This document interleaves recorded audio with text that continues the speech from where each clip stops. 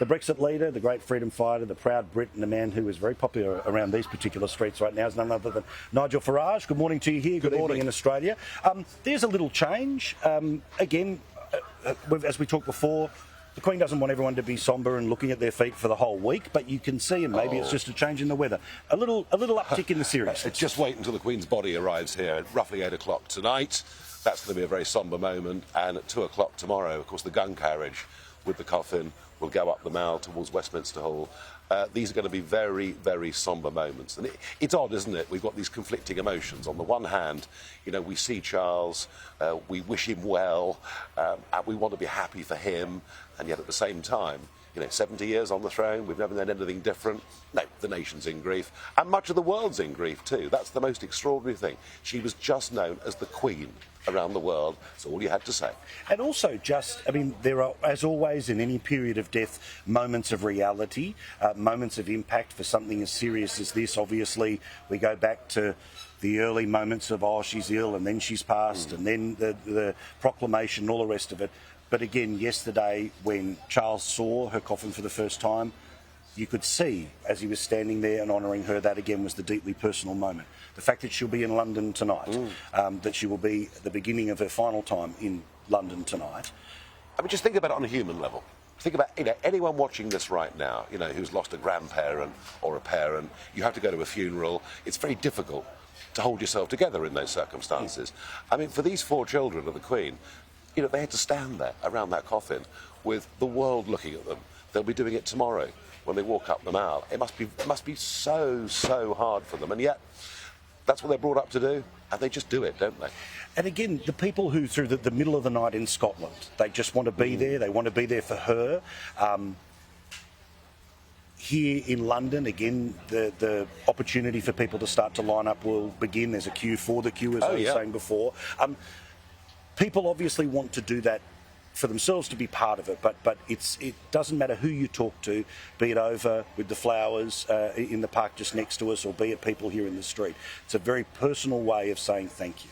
It really is, but it's also the week when we're beginning to learn again what a constitutional monarchy actually is. We've taken it for granted because she'd been there for such a long time.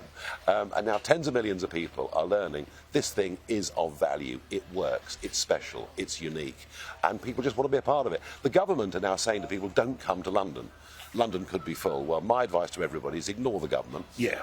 Just ignore them completely. There are going to be 10,000 police officers on duty, thousands of soldiers. This is going to be beautifully managed, beautifully organised. And I would urge people, if you want to be a part of it, please come. Well, this is it, because it's 4 days, 24 hours a day.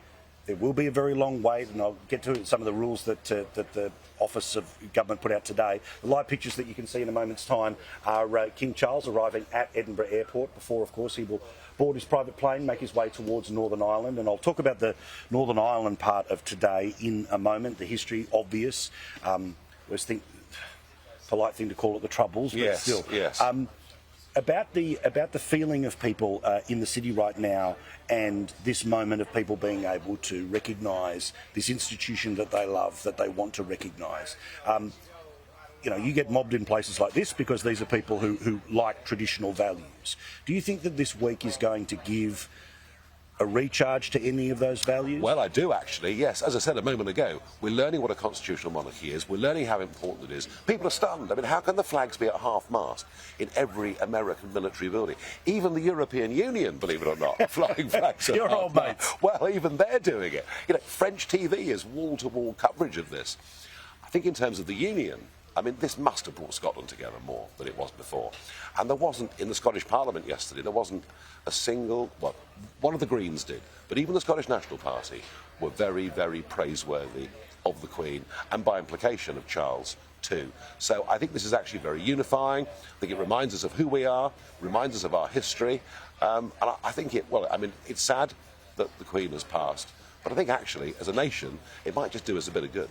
Yeah, I mean, you can see that the Queen Consort's out of the limousine right now at Edinburgh Airport, the King about to follow, before they get into their plane towards Northern Ireland. So let's talk about Northern Ireland. 3,500 people died in those horrible decades, those difficult decades. Scars are obvious from people who had lived it or family members, people who, as young people, were afraid to go to the streets of London. In fact, the remnants of that to this day in this city is that there's very few rubbish bins because they were being used as a place to put bombs for too long. The personal connection for Charles is rather obvious about the grandfather that he wished that he'd had.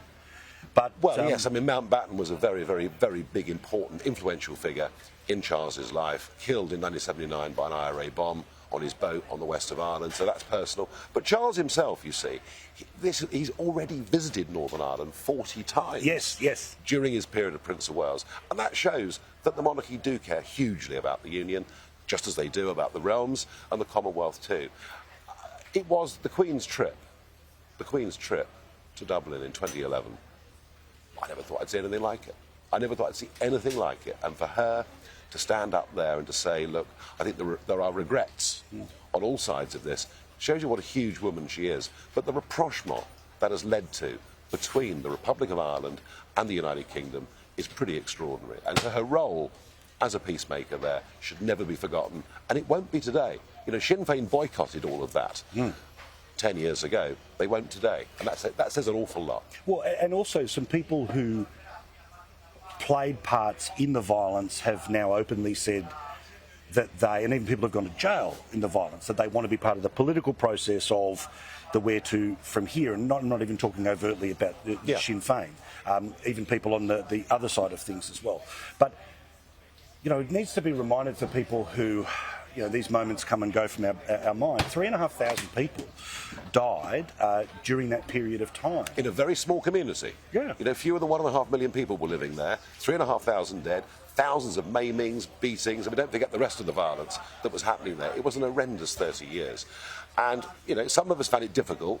We released 400 convicted murderers back into the community. There were big prices that had to be paid. But if you go to Belfast now and walk around Belfast, it feels like a modern British city. And that's the achievement.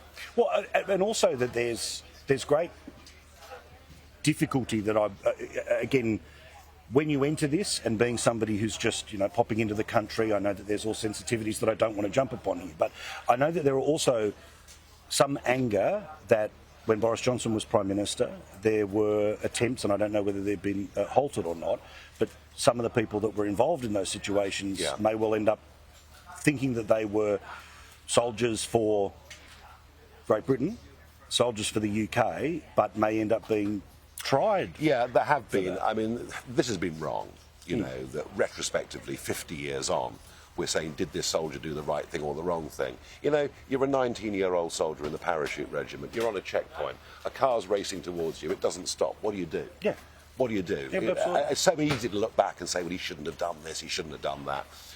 Yeah, the government, in 2019, in the general election, they promised all this would be dropped. It hasn't been dropped.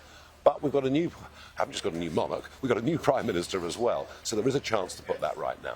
So about that sense of the newness of the nation, we were seeing that Liz Truss was quite visible in those first couple of days. She hasn't been heard of much in the past couple of days. But we also should point out here that she is part of visiting all of these different countries at the moment with King Charles. So you've got this new leadership team that are trying to reconnect very early. But she's playing it very well. It's very smart, isn't it? She's playing it very well.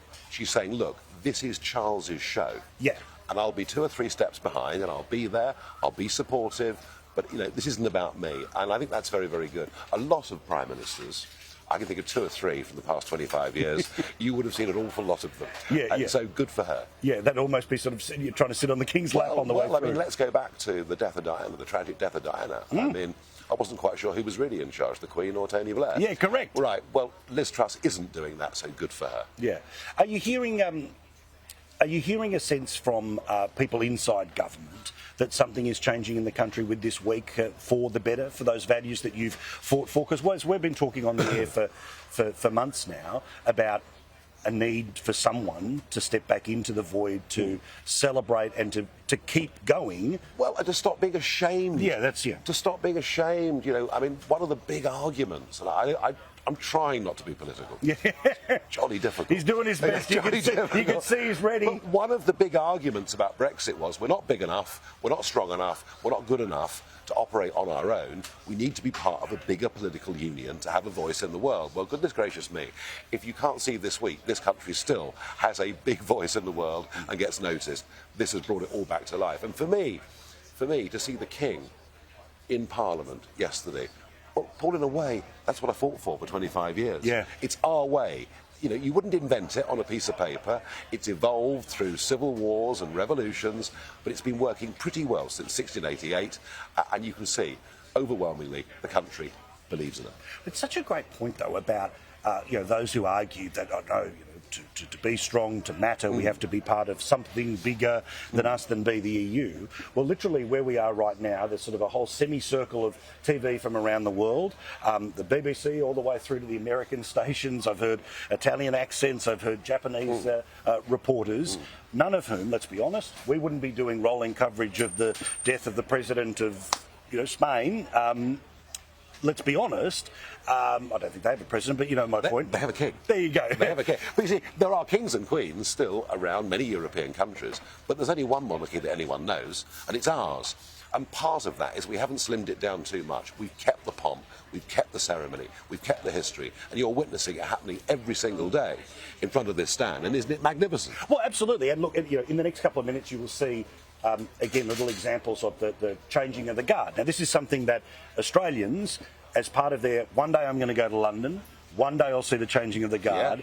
Yeah. It is unexceptional because of everything else that's happening right now, that, again, this thing that would be a highlight in and of itself is just one of many different things that are happening, and many different things that will be even more spectacular in the next little while. But again, I want to focus on today, that when the Queen is brought back here, that the opportunity and the reason that she'll be in Buckingham Palace before automatically going over to Westminster is because members of the royal family, and as it has been in Scotland, the people who worked in and around and for... This is private time. Yeah. This is private time, as you say, for all the staff. And it's funny, you speak to anybody that ever worked, whether it's in Buckingham Palace or Balmoral or Sandringham, everything from chambermaids to the head gardener, they all say the same thing. The Queen always remembered their name. Yes, yes. Isn't that... And again, that's old-fashioned values of courtesy, decency, respect, treating everybody the same, regardless of their rank or title or position. And the Queen did that magnificently. As you can see, right now we have this scenario of the King about to... well, he's on the plane, but about to take off from Edinburgh Airport, making his way to Northern Ireland, of course, which in and of itself has a lot of history connected to it. But as Nigel quite correctly says, that for a period of time, obviously, this was a no-go zone for the royal family. But on almost an annual occasion since the Good Friday Peace Accords, and in the many years even before the Troubles, he has made himself absolutely visible, absolutely connected. And that speech that you were talking about as well with the Queen, 2011, I was literally watching it last night, and there she was in just full strength, but also not papering over the awkwardness of the moment, not papering over the awesomeness of the moment. Yeah. And what I loved is that these little shots of all the different people in the crowd, these people who are po-faced because they're important people who get invited to palaces, but you could hear a pin drop because of the concentration and the respect and the understanding that she was saying something very serious. And the admission of past mistakes. That was it. That takes a big human being in any walk of life. Yeah, absolutely. I appreciate it. Thank you very much, Nigel. We'll keep talking throughout the week here.